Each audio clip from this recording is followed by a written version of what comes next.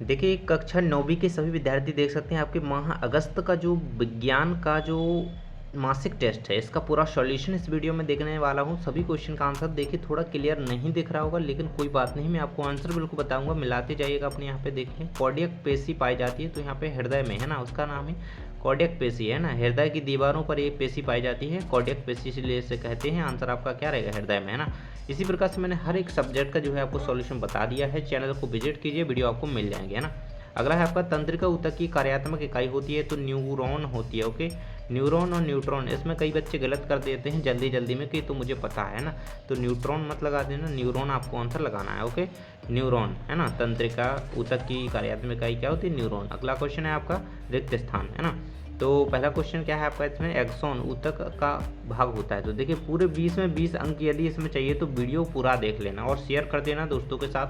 पहला है इसमें एक्सॉन खालिस्तान ऊतक का भाग होता है, तो एक्सॉन जो होता है तंत्रिका ऊतक का भाग होता है ना, यही आपका आंसर है। यहाँ पे आपको भर देना है, तंत्रिका ऊतक का भाग होता है एक्सॉन। ओके, भर देंगे इसमें। इसके बाद फेफड़ों की श्वसनी में खालिस्तान पेशियाँ पाई जाती हैं, तो इसमें आपको भरना है डायाफ्राम, है ना, डायफ्राम। इस प्रकार से आपको इसका आंसर लिख देना है सेकंड का, है ना। डायफ्राम जो है पेशियाँ पाई जाती हैं। इसके बाद है क्रिया एवं प्रतिक्रिया बल खालिस्तान दिशा में कार्य करते हैं, तो ये एक दूसरे के अपोजिट कार्य करते हैं ना, विपरीत दिशा में, है ना। यहाँ पे क्या विपरीत आपको भर देना है, ये विपरीत लिखा हुआ है, वाह। ओके, तो विपरीत आपको यही इसमें भर देना है, ये हो जाएंगे आपके कंप्लीट। इसके बाद है आपका एक शब्द या वाक्य में उत्तर लिखिए। भाई ये 2 नंबर के हैं आपके।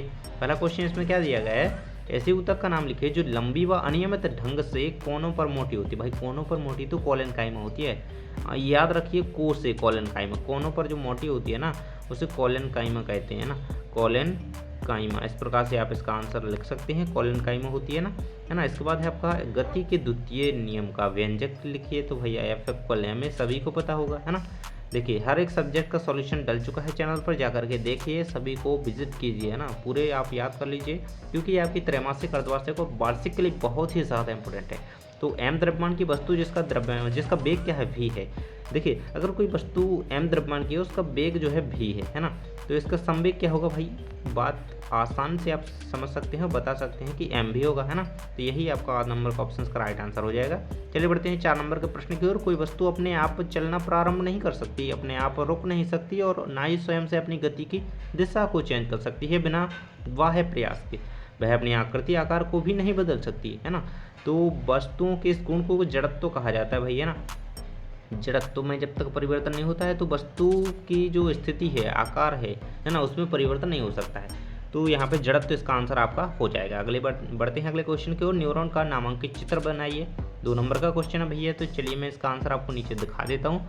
इस तरीके से आप न्यूरॉन का नामांकित चित्र बना सकते हैं, ये रहेगा, मैंने यहाँ पे दिखा दिया है, यही आपको बना देना है। ओके, इसमें क्या क्या पाया जाता है? केंद्रक देख सकते हैं, बिल्कुल कर लेना है, 100% आपकी वार्षिक परीक्षा में आपको मिलने वाला है। ओके, तो बिल्कुल से कर लेना इसे तैयार, आगे के लिए काम आएगा, अभी तो करना ही है। ओके, चलिए अगला क्वेश्चन आपका देख लें। अरेखित पेशी का नामांकित चित्र बनाइए। देखिए, आपको एक कोई करना है तो मैंने ये बता दिया। ओके, किसी किसी का मैं दोनों बता दूंगा। धीमे चलती हुई किसी वस्तु की गति को कैसे बढ़ाया जा सकता है? भाई उस पर अगर बल का जो है अधिक बल लगा करके उसे बढ़ाया जा सकता है ना, तो अधिक बल लगाकर, इस प्रकार से आप आंसर लिख देंगे ना। इसका आंसर क्या लिख देंगे? अधिक बल लगा करके। ओके, इसके बाद है आपका इसमें अथवा दिया गया, इसको नहीं करेंगे हम, है ना, ये कर दिया ना हम। इसके बाद छठा है न्यूटन की गति संबंधी तीनों नियम लिखिए। संवेग किसे कहते हैं? इसका मतलब लिखिए। चलिए इन दोनों का आंसर बता देता हूँ, 6 के मेन क्वेश्चन का और अथवा का। ओके, देखिए 6 का उत्तर ये रहेगा आपका न्यूटन की गति के नियम। देखिए ये दिए गए हैं आपको। फर्स्ट नियम दिया गया है, एक समान गति की अवस्था में प्रत्येक वस्तु उसी अवस्था में रहेगी जब तक कि उसका कोई बाह्य बल कार्य ना करे। ओके, इसे जड़त्व का नियम भी कहते हैं। फर्स्ट नियम को जड़त्व का नियम कहते हैं, याद रखिएगा। ये सेकंड जो है F=m×a, है ना, ये रहेगा। प्रतिक्रिया के विपरीत प्रतिक्रिया होती है ना, ये हमने खालिस्तान में देखा। ओके, इसके बाद आपका संवेग वाला क्वेश्चन था, है ना, तो 6 का उत्तर ये में संवेग आएगा, ये थोड़ा वाला है 6 का, है ना। किसी वस्तु के द्रव्यमान और वेग के गुणनफल को उस वस्तु का संवेग कहती हैं। ये बाकी आपको नहीं लिखना है, ये छोड़ देना है ना, ये फालतू का है। और SI मात्रक याद रखेंगे। ओके, पढ़ लेना, लेकिन बहुत इंपॉर्टेंट रहता है। सदस्य राशि ये भी पूछा जा सकता है वार्षिक में, है ना, अगले पेपर में। तो ये जो है SI, इसका SI मात्रक किलोग्राम मीटर पर सेकंड है, और इसका जो इसे क्या कहे, संवेग किसे कहते हैं? तो द्रव्यमान और वेग के गुणनफल को, है ना, मतलब संवेग क्या होता है? P=m×v, है ना। m मतलब द्रव्यमान और v मतलब वेग, है ना, इन दोनों के गुणनफल को संवेग कहते हैं, याद रखिएगा।